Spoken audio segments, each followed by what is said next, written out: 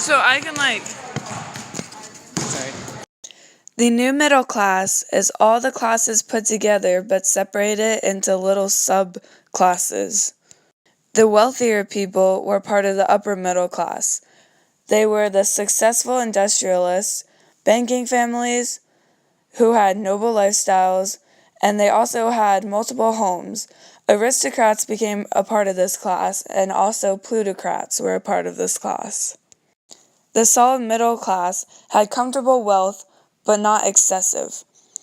They were business professionals, merchants, engineers, doctors, and lawyers. While the lower middle class is the small traders, shopkeepers, and manufacturers. In the apartments in Paris, they all lived together, but on different floors. The aristocracy and the aristocrats blend in with the upper middle class. In 1850, 73% of the millionaires come from the aristocracy, but only 27% of the millionaires come from the aristocracy in the 1900s, which means that it goes down. There's also a very large gap between the large and the wealthy and the poor, because the wealthy were really wealthy and the poor were really poor. During this time, family was very important. They made family events like family Christmas or picnics. Men worked outside the house, while women had more domestic leisure time. They also did arts and crafts, loved music, and wanted a better education. The children were now allowed to have a long childhood, so they go to school before they start working, and they work at an older age. The sons were expected to follow the father's footsteps and take over whatever their father had, and the sons played sports like soccer to toughen up and Boy Scouts to have army training. They also had a considerable amount of sexual experience with maids and prostitutes before they got married, while young ladies were well raised and did none of that. The adults loved alcohol. It was a favorite pastime. They went to music halls. They also did sports.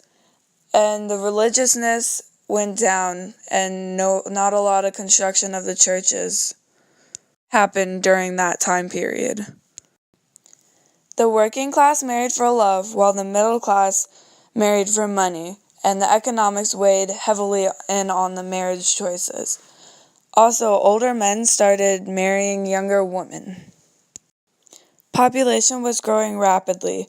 1 in 3 children were illegitimate. They made cheap condoms and diaphragms.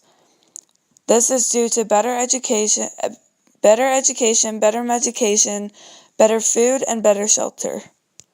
It is also due to better technology. For women, prostitution was a way of life before marriage. After marriage, they stopped doing it. They all did it for money, and all women were looked at the same way by men, as prostitutes.